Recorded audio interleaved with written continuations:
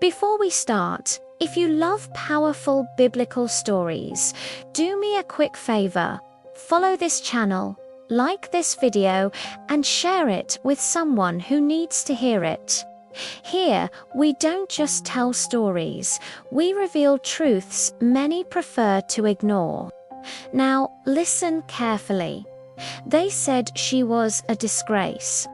How could this be allowed in Gilead? Her son is just like her.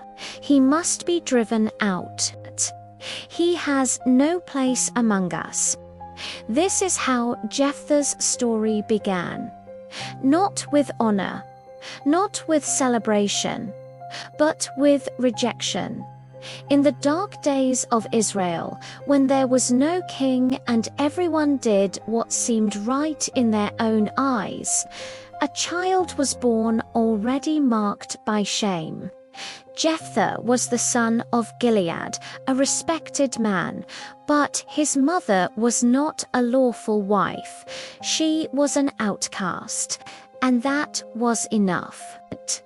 From his first breath, Jephthah was labeled as a stain, a dishonor, someone who should never have existed. As he grew, Jephthah watched from a distance while the legitimate sons received blessings, authority, and inheritance. No hands were laid on him. No future was promised to him, until the day they decided they had tolerated him long enough. Leave. You have no share here. You do not belong in this house. It was not a farewell. It was exile. Jephthah was driven from his father's home without inheritance, without protection, without identity. Rejection did not just take his home. It tried to erase who he was. Jephthah fled to the land of Tob, a forgotten place on the edge of everything. There he gathered men like himself, outcasts, broken, unwanted. They were not heroes. They had no honor, only scars.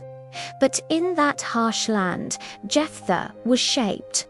He learned how to survive, how to fight, how to lead without a title. The rejected became strong. The expelled became a strategist. The forgotten became a leader. While Israel ignored him, God was preparing him.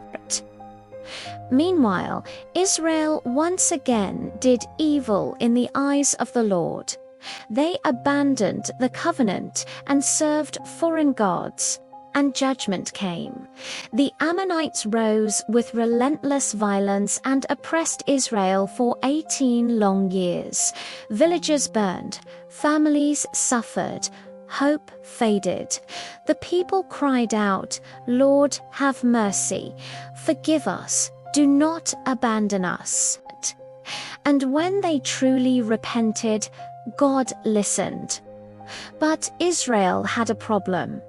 They needed a deliverer, and there was no one.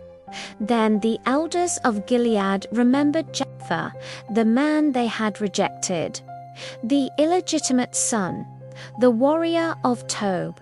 We cast him out, yes. But now Gilead needs him.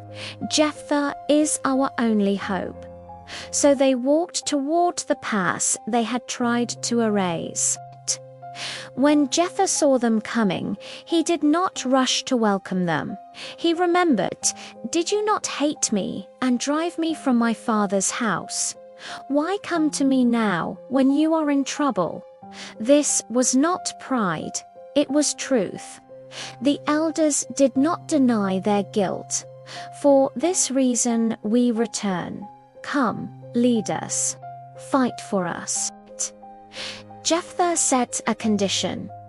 "If the Lord gives the Ammonites into my hands, will I truly be your leader?"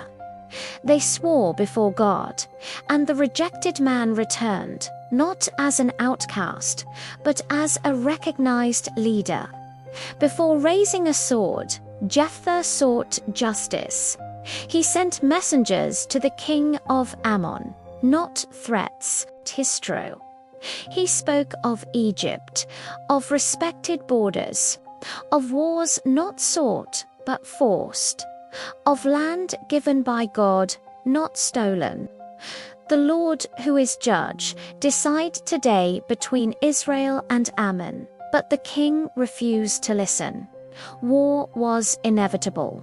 The Spirit of the Lord came upon Jephthah, and in the heat of the moment, he spoke words he could not take back. If you give the Ammonites into my hands, whatever comes out of my house to meet me when I return will belong to the Lord, and I will offer it as a burnt offering. The vow was spoken. The cost was unseen. The battle was fierce, but decisive. City after city fell. Ammon was crushed. Israel was delivered. The victory was complete, but the vow remained. As Jephthah returned home in triumph, the door opened, and the one who came out to greet him was his daughter, his only child. With music, with dancing, with joy, Jephthah tore his clothes. "My daughter, I have given my word to the Lord." She did not run, she did not protest.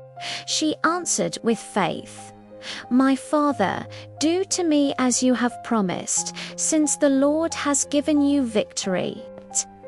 She asked only for time, 2 months, to weep and say goodbye.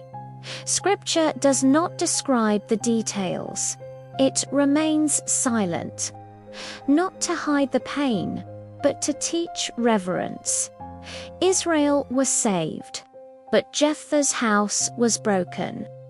From that day on, the daughters of Israel remembered her each year, not to glorify the sacrifice, but to remember that God does not need reckless vows. That faith without wisdom wounds deeply, and that word spoken in passion can weigh forever.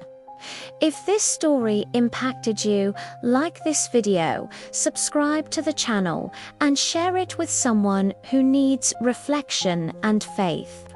Leave a comment below. What lesson did the story of Jephthah leave you?